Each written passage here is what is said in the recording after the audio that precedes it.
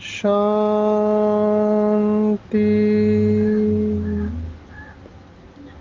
आज 13 जुलाई 2023 भारत में सतगुरुवार है। Today is 13 July 2023 and it's Thursday in Bharat. आज की मुरली का जादुई रहस्य स्वयं को प्रेरणा देने के लिए Magical secrets of today's Murli for motivating the self.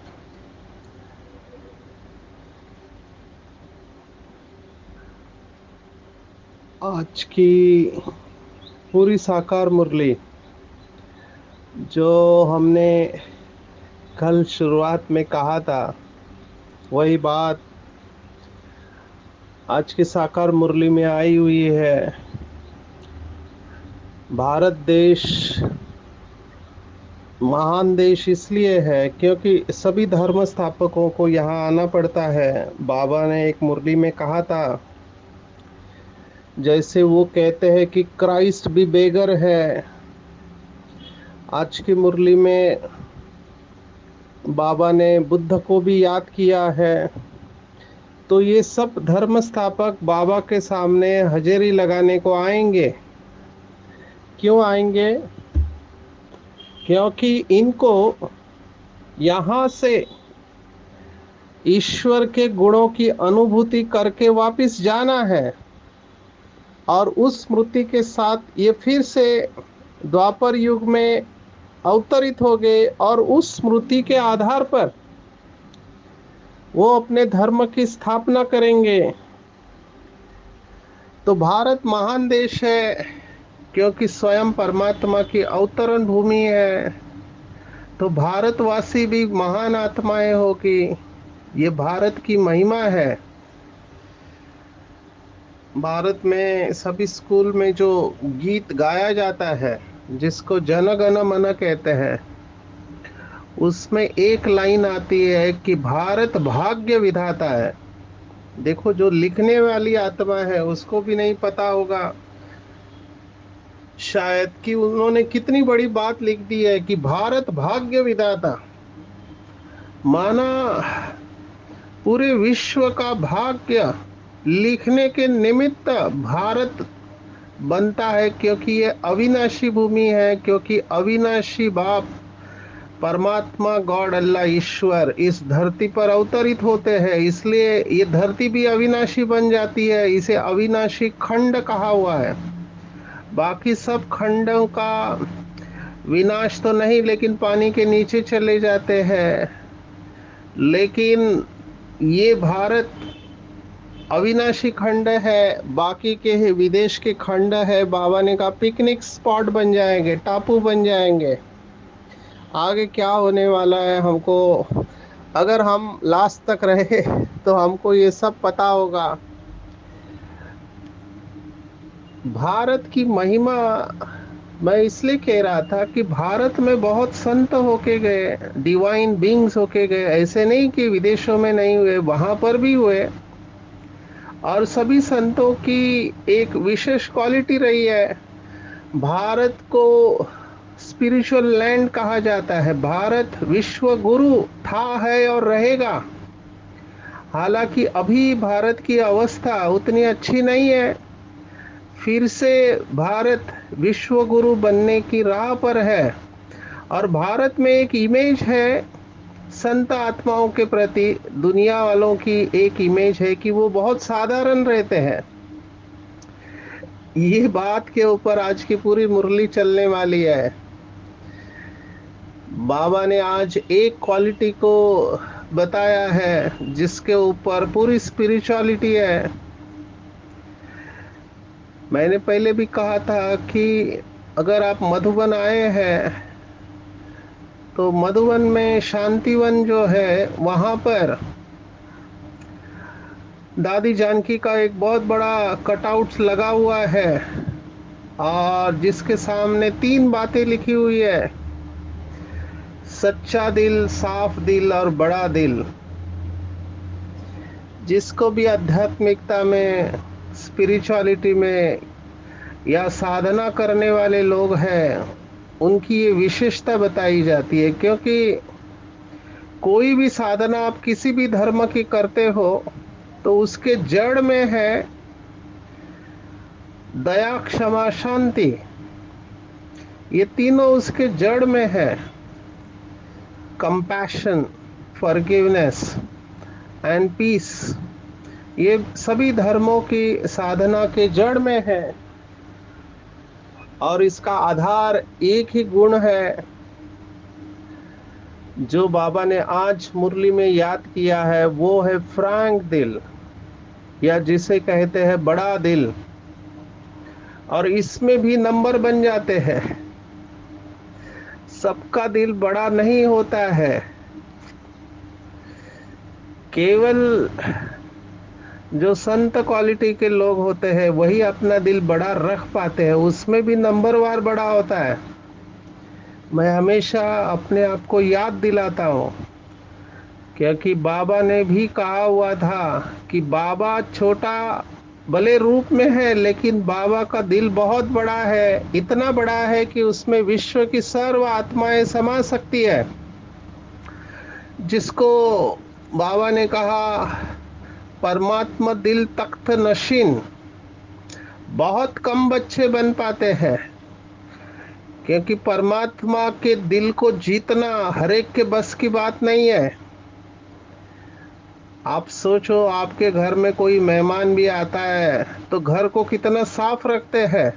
कोई हद का मेहमान आता है, घर को कितना साफ रखते हैं। मैं तो हर जगह पे जाता हूं तो मैं देखता हूं।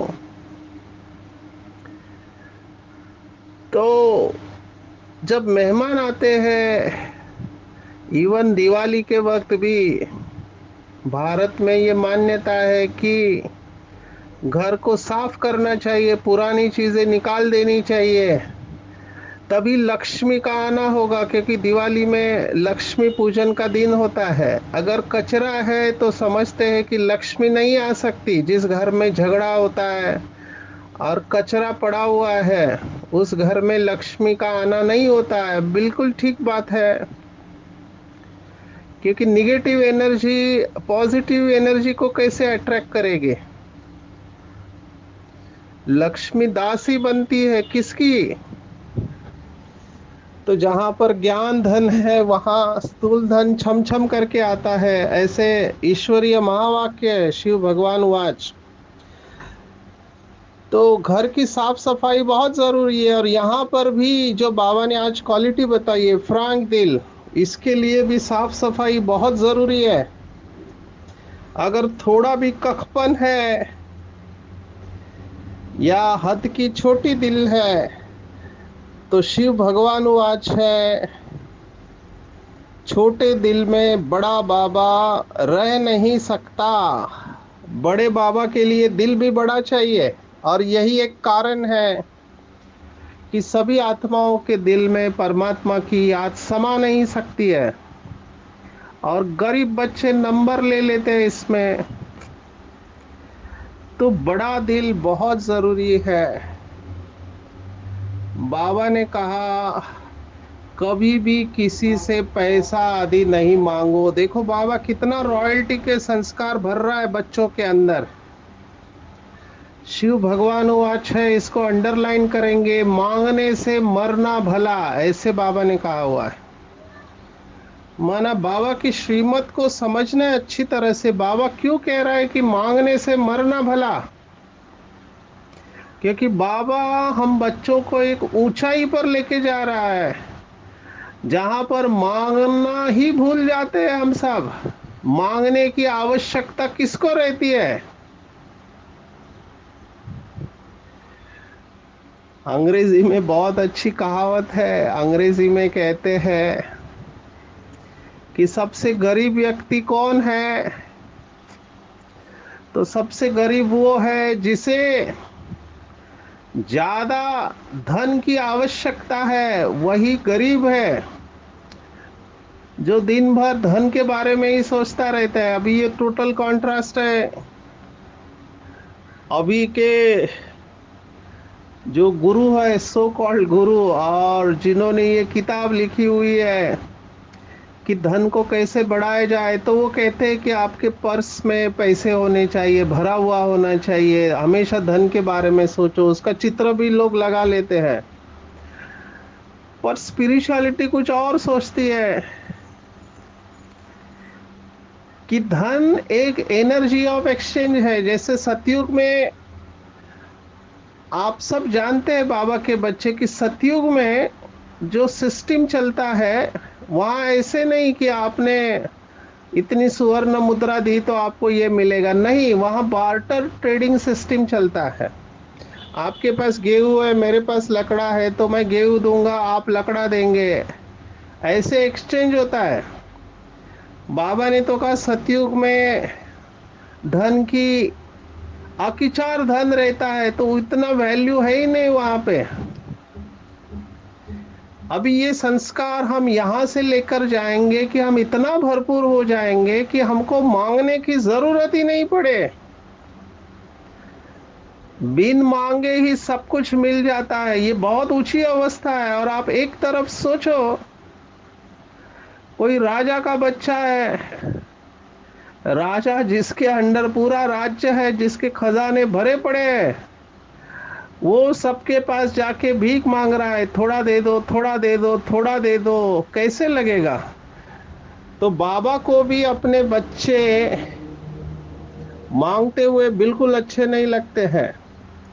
बाबा ने कहा मांगने से मरना भला, आप अधिकारी अवस्था में रहो। बाबा ने बार बार कहा हुआ है। मुझे पता नहीं कितने बाबा के बच्चे इसको फॉलो करते हैं। मुझे तो ड्रामा प्लान अनुसार ऐसे लोग मिलते हैं जिनको टीका करने की आदत होती है। क्रिटिक्स बोलते हैं हम अंग्रेजी में। They are so critical. एक आत्मा ने तो मुझे कहा इस समय सबसे अच्छा बिजनेस है स्पिरिचुअल व्यक्ति बन जाना। मैंने कहा आप ऐसा क्यों कहते हैं, इसको बिजनेस क्यों कहते हैं? तब उसने कहा बहुत अच्छा है, आप कपड़े बदल लो, टीका लगा दो, बस। और उसने ऐसे ऐसे शब्द इस्तेमाल किए, बोला कि कुछ करने की जरूरत नहीं, कुछ मेहनत करने की जरूरत नहीं। हम तो 8-8 घंटा जॉब करते हैं बिजनेस के लिए, कहाँ कहाँ जाते हैं, आपको कहीं जाने की जरूरत नहीं है। सिर्फ आप उनके कान में 2 शब्द बोलते हैं कि इससे तुम्हारा भविष्य अच्छा हो जाएगा, भगवान तुम पे प्रसन्न होगा, तुम्हारी सब मुश्किलातें दूर कर देगा, और उनको कहानियां सुना दो, तो आपको चाहिए उतना धन दे देंगे। क्योंकि वो आश्वासन चिकित्सा के ऊपर जी रहे हैं, उनको होप चाहिए, और आप उनको होप दे रहे हो, भगवान के नाम पर दे रहे हो, और इसके ऊपर टैक्स भी नहीं लगता है। तो मुझे समझ में आया वो क्या कह रहा था। ये लोग बहुत इंटेलिजेंट होते हैं, पढ़े लिखे लोग। अभी ऐसा क्यों कहा? क्योंकि कुछ भोले भाले लोग इसमें फंस जाते हैं।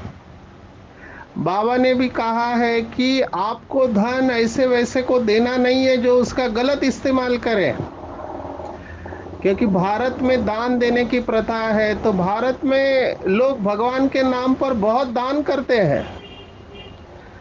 आखिर में इसके ऊपर कुछ लोगों ने मूवी भी बनाया। उसकी भी आपको स्टोरी बैकग्राउंड, क्योंकि जब ये मूवी रिलीज होने वाला था, तो जो मूवी बनाने वाले थे उनको लगा कि पूरे भारत में विरोध होगा इस बात का, क्योंकि जो धर्म के नाम पर पैसा कमा रहे हैं उनका सच्चा चित्र दुनिया के सामने रखा हुआ था, सभी धर्मों के बारे में था। तो उसमें एक हमारे भाई को भी बुलाया था। उसका ऑडिशन के लिए कि इसमें से कौन सी चीज़ निकाल देनी चाहिए ताकि लोगों की भावना में ठेस नहीं पहुंचे। तो ये भाई ने कहा, हमारी बहुत बड़ी कमेटी थी, हम सब दिल्ली में बैठे थे जब ये मूवी रिलीज होने के पहले, तब देखा कि किसी ने भी ऑब्जेक्शन नहीं लिया। और सचमुच में वैसे ही हुआ। ये जो मूवी बना जिसका नाम था ओ माय गॉड, इस मूवी के अंदर भगवान के ऊपर ही केस डाल दिया है कि भगवान, ये जो गॉडली कैलामिटी शब्द आया है शास्त्रों का, क्योंकि शास्त्रों में ऐसे लिखा हुआ है कि भगवान कर्मों की सजा देता है।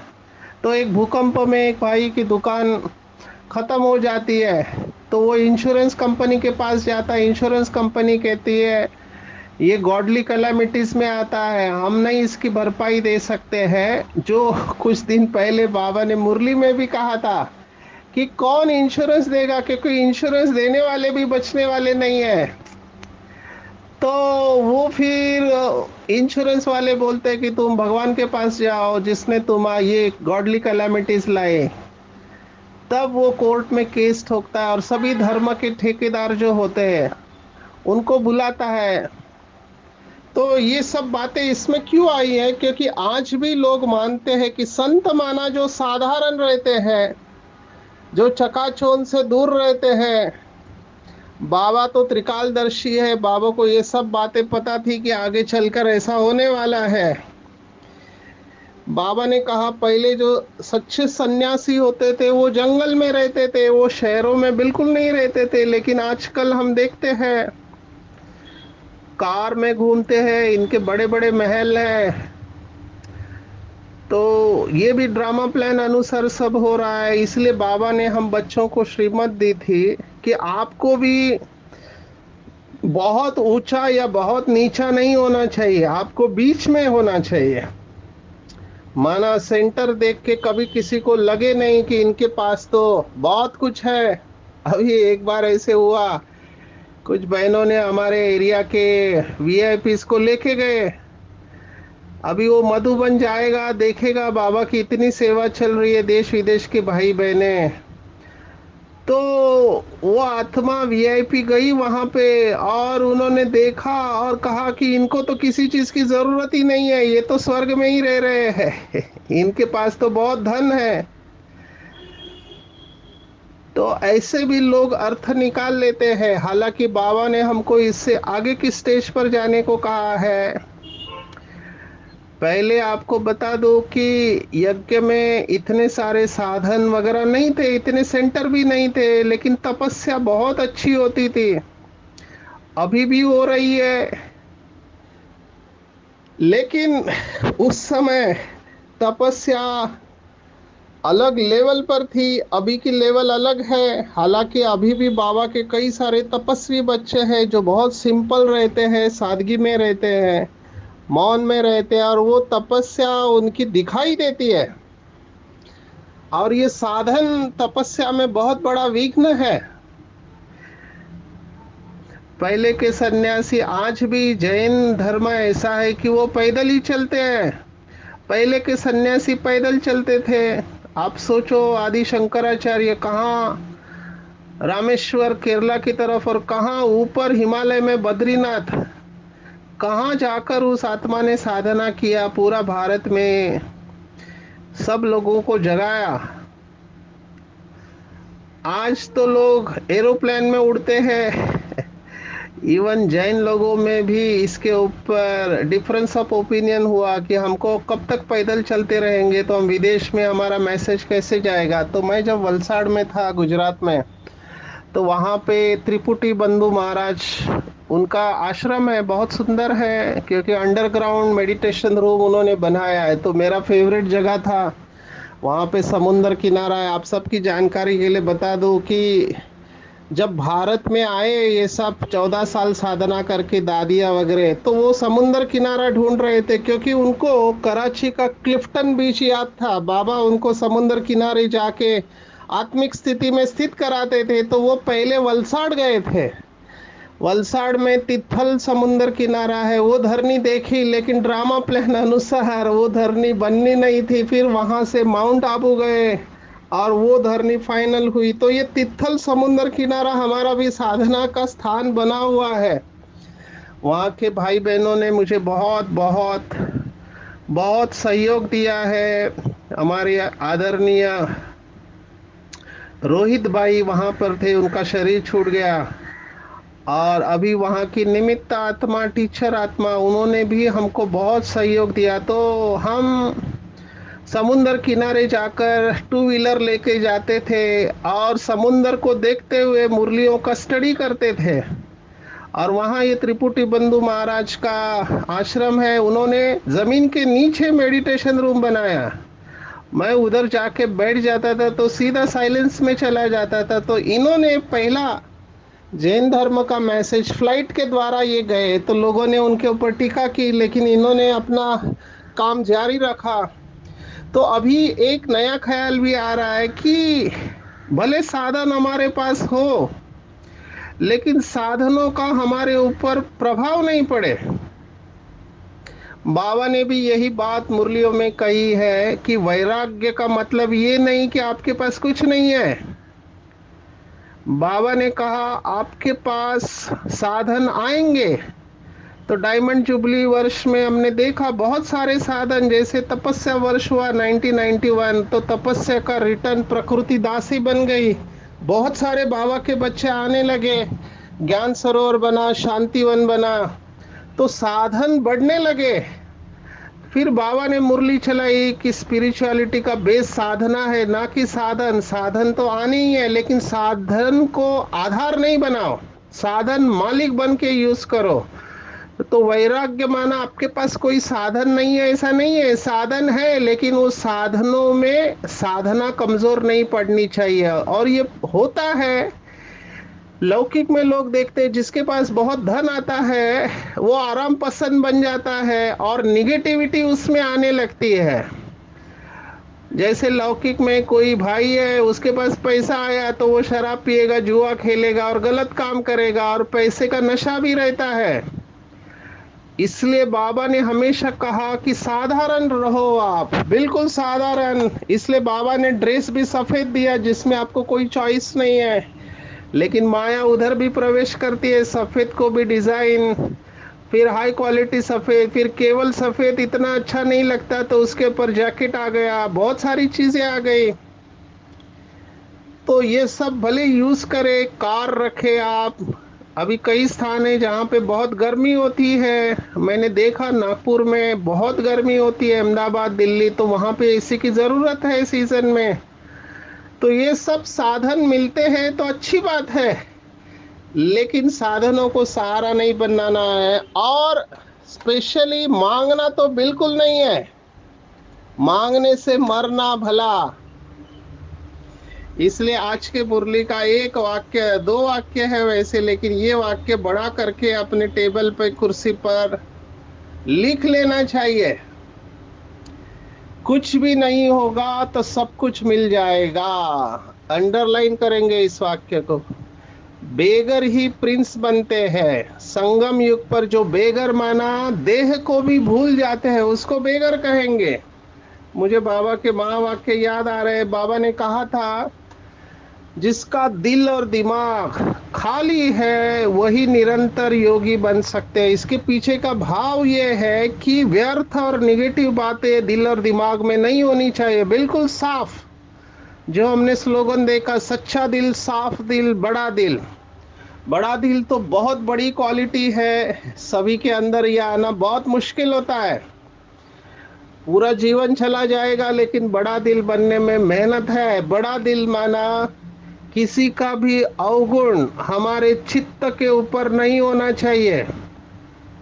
ये बहुत बड़ी धारणा है, किसी का अवगुण हमको डिस्टर्ब नहीं करे। मैं खुद इसकी चेकिंग करता हूँ, बहुत मुश्किल होता है मेरे लिए भी, क्योंकि पता है सामने वाले ने गड़बड़ किया है, श्रीमत अनुसार काम नहीं कर रहा है। तो पहले तो बहुत डिस्टर्ब होते थे, लेकिन अभी धीरे धीरे डिटैच होने लगे हैं। और फिर दिल से आता है कि राजधानी में सभी की जरूरत है, तो हम अपनी अवस्था क्यों खराब करें? बाबा को बता के हम साक्षी हो जाते हैं।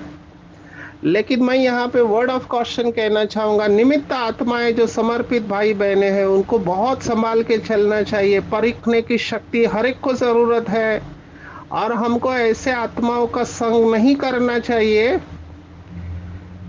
जो गड़बड़ करने वाले हैं। आपको पहले से ही परखना आना चाहिए कि ये आत्मा, क्योंकि इनको धीरे धीरे आपने अगर साथ में रखा तो कई सारी बातें ये आत्माएं जान लेती है, और फिर आपके लिए भविष्य में खतरा बन सकती है। ऐसे हुआ है।